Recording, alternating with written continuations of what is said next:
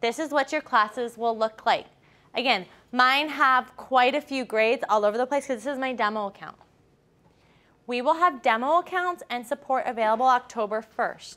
Okay, it's listed on our webpage. You will be able to go in and play if you want to with what's called like sandbox students. We'll have elementary students, middle and high school students. So you can just get your feet wet. There's no live student data in it. You can toggle around, do whatever you want. It's an incredibly user-friendly system. It's really easy. Okay. So I'm going to show you a few things, really how you would go through the motions. I'm going to do the measurement and data example because we've been talking about it, and then I'll do one that we have in our books. So if I'm looking at this and I go to 3rd grade, I have 4 students. Here are my students. Okay. So you know, we're working right now at the state and then soon the district level to pre-populate all of the schools. Your student data will be in there. Okay. So it will come, you will be in your school and you will just be pulling your students into your classes. Okay. We will have all that done on the back end for you. Okay. So if we take a look here, I'm going to do my measurement and data. So this has a check mark. I just am using this student because I don't have a ton of students to play with right now. Okay? But I'm going to go in, my 3rd grade measurement and data. Okay. So if I take a look, okay, here's my screen. It's all in one place. Okay? So I'm going to use this one. Student will identify tools that can be used to measure length. It pops up all of the requirements. Again, as you go through this, you'll stop needing probably those documents as much. The baseline and the final use the same requirements. Okay? They use the same requirements. So once you probably run your baseline with a couple kids, you may rely less on those source documents. But the requirements are up there for you. 922, that's today. If I had to change it, I could. Item type. I'm going to actually go through and I'm going to use the example that I had right here. So I'm going to do selected response. Adaptations, manipulatives, or materials. So I'm going to use a ruler, a yardstick, a liquid measure, measuring cups, a clock that I stole off the wall, and a scale. Teacher directions.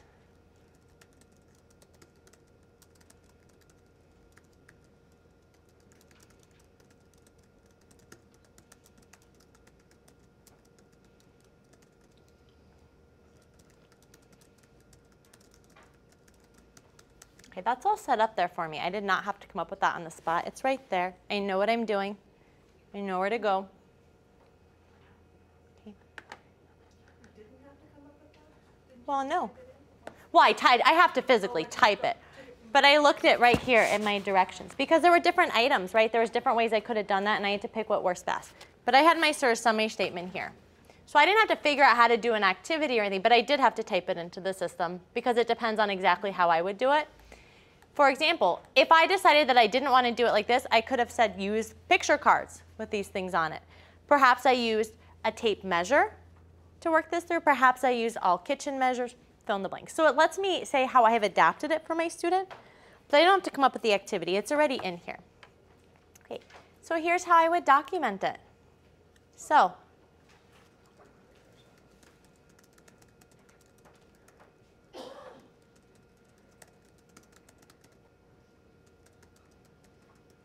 make sure, again, I have a 0, 1 value here. I got this one correct.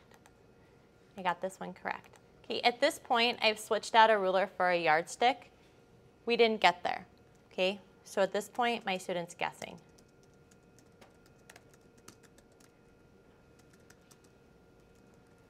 We're going to pretend my spelling's correct. How's that?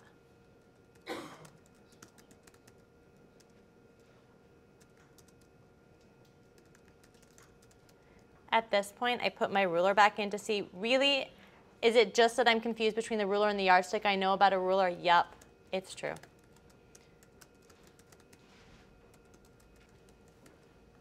This is. And I would come down.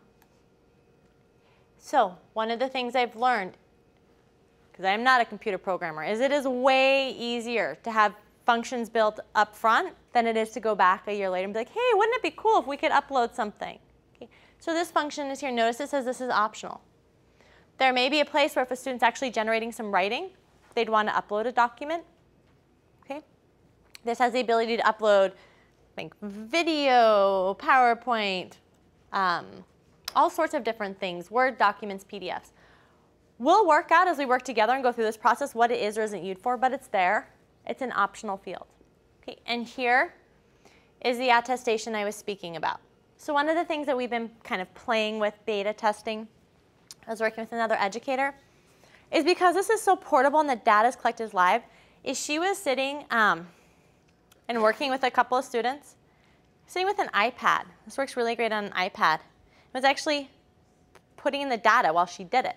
She was kind of giving me a thumbs up or a thumbs down because she's letting me know when the student got it right. Because she's going to know, especially with a lot of our kids who are not verbal or have a wide range of manual dexterity, she's going to know.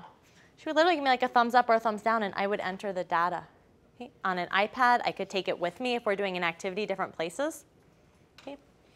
Also, laptop computer, or could sit here. So it hopefully makes the data entry part pretty darn easy. So we're able to do a lot of capturing of student performance and not having to do a lot of sort of legwork. I think this system's going to be great. It's being a little bit goofy on me, but what it will do is it'll then return you to this screen, and it will tell me, okay, third grade measurement data is done. And that's what it would look like to capture that piece.